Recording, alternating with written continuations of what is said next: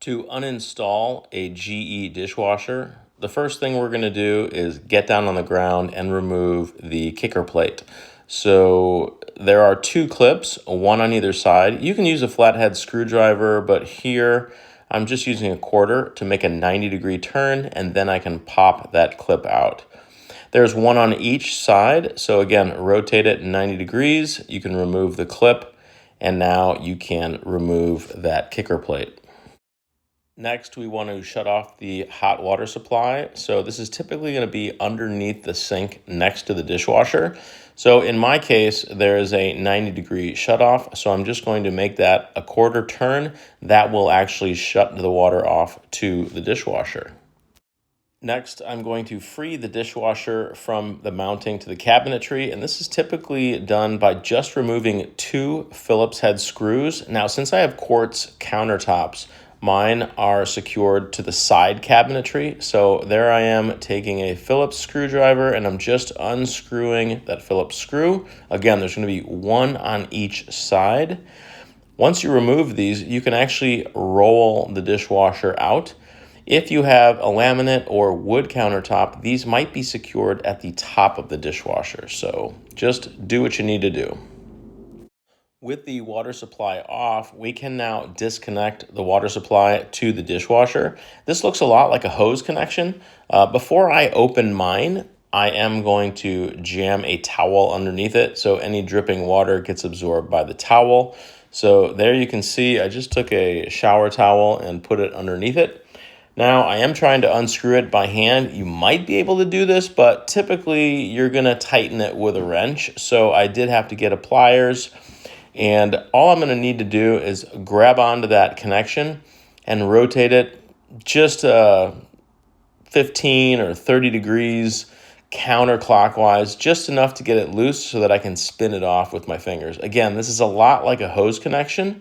And once you remove it, there will be water that could drain from the supply line. And there might also be a little bit of water still in your dishwasher that might run out of that feed line. So that's what the towel is going to absorb, and as you can see, there really wasn't that much water in mine.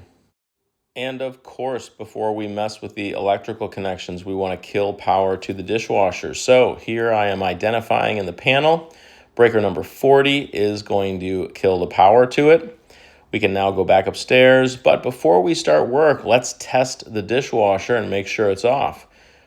As you can see, it actually is still powering on, and I just remembered I did remodel my kitchen and I moved things around. So my breaker was mislabeled, so I went back downstairs, messed around with it, and found it was actually breaker number 20. Now that I've confirmed that the power is off, I'm going to remove the cover to the junction box, and I'm using a T20 Torx screw on this GE dishwasher.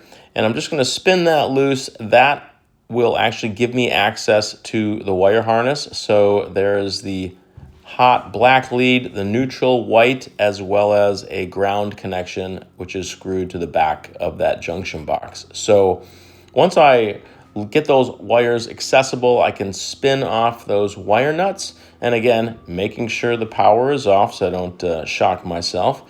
I can remove these wire nuts and free the dishwasher wires from the power supply. Now, as you can see, the ground wire is connected to the junction box, and I just need to loosen a Phillips screw in order to disconnect that ground wire. Once that Phillips screw is loose, I can spin it off by hand, allowing me to kind of bend up that ground wire. And what I want to do is I want to get all of them kind of straightened out, because the next thing I need to do is remove that strain relief connector that's at the rear of the junction box. So using a flathead screwdriver, I'm just going to rotate it a little bit just to make sure it's loose. Then I can kind of get in there with my fingers and spin off that strain relief connector. With that removed, then I can kind of pull the wires straight, and here you can see I'm kind of sliding that strain relief connector nut over the wires to get it out of the way. And I have to get that off because as I pull the dishwasher out, those wires need to slide out of that junction box because that is the power supply, and those will connect to the new dishwasher.